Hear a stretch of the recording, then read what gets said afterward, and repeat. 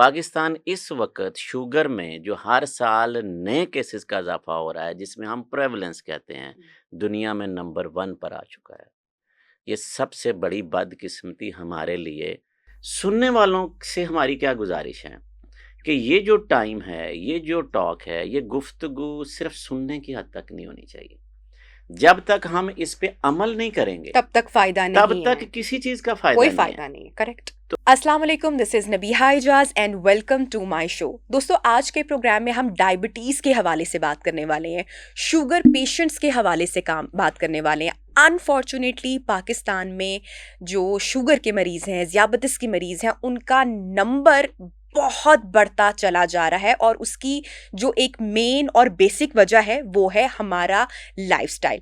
अच्छा, अब जो भी शख्स शुगर पेशेंट है उसको कहीं ना कहीं तो दिक्कत का सामना करना पड़ता ही है, चाहे वो फिजिकल टॉर्चर हो या फिर वो मेंटल टॉर्चर हो। ऑब्वियसली आपको इंसुलिन के शॉट्स लगवाने पड़ते हैं, आपको अपना रेगुलर ब्लड टेस्ट करवाना पड़ता है और लाइफ टाइम आपको मेडिसिन पे आपको रहना पड़ता है।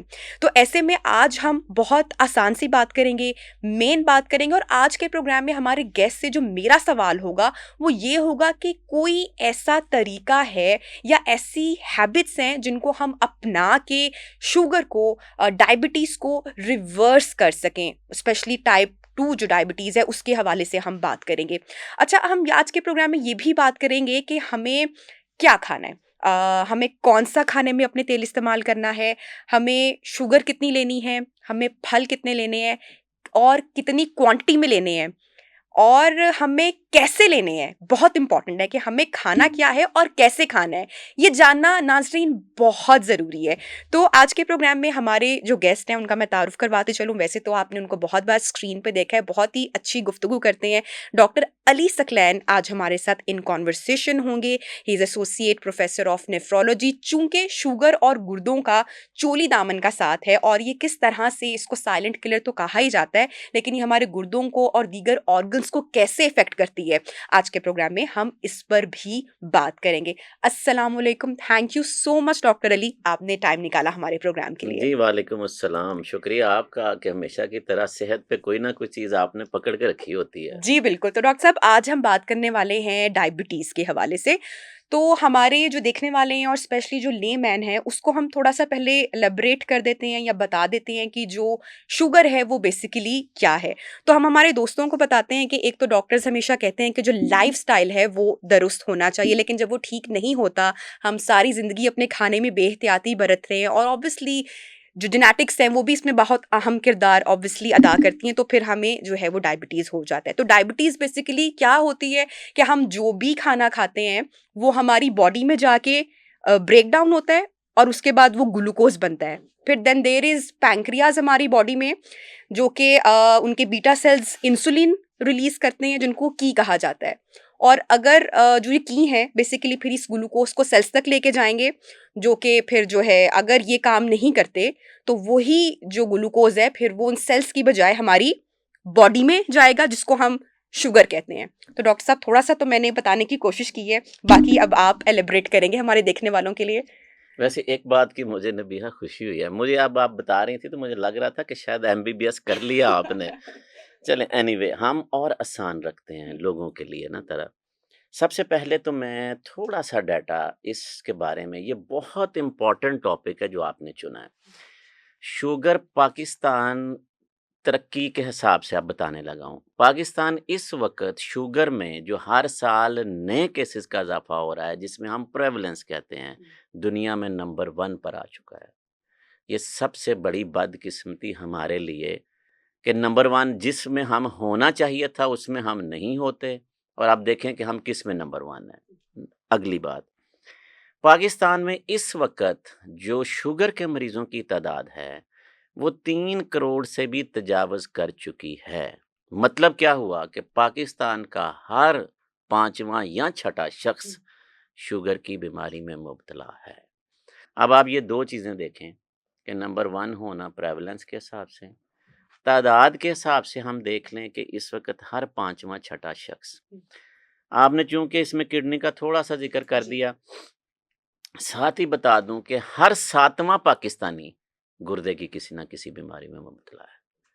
तो ये एक ऐसा डाटा है कि जो हमें हिला देता है बीइंग अ मेडिकल स्पेशलिस्ट कि क्या हो रहा है, क्यों ये बात इस तरफ जा रही है।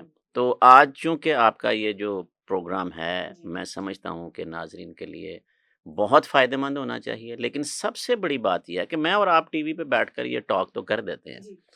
सुनने वालों से हमारी क्या गुज़ारिश है कि ये जो टाइम है, ये जो टॉक है, ये गुफ्तगू सिर्फ़ सुनने की हद तक नहीं होनी चाहिए। जब तक हम इस पे अमल नहीं करेंगे, तब तक फायदा तब नहीं तक है, किसी चीज़ का फ़ायदा कोई नहीं है। फायदा नहीं है। करेक्ट। तो शुगर को मदर ऑफ ऑल डिजीज़ेज़ कहा जाता है, यानी कि सारी बीमारियों की माँ है। सर से पाँव तक आपका हर हिस्सा इसमें मुतासिर होगा।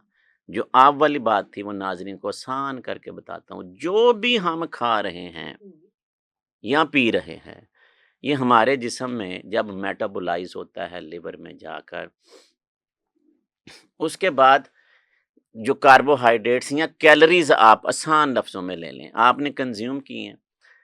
अब जिस्म में लबलबा पैंक्रियाज़ एक ऐसा हिस्सा है जो अल्लाह ताला ने रखा हुआ है कि इसने इन लेवल्स का बैलेंस रखना है शुगर का, क्योंकि आपकी आटे में भी शुगर जा रही है, चावल में भी शुगर जा रही है, कोई भी आप खाना खा रहे हैं तो कार्बोहाइड्रेट्स तो जा रहे हैं ना।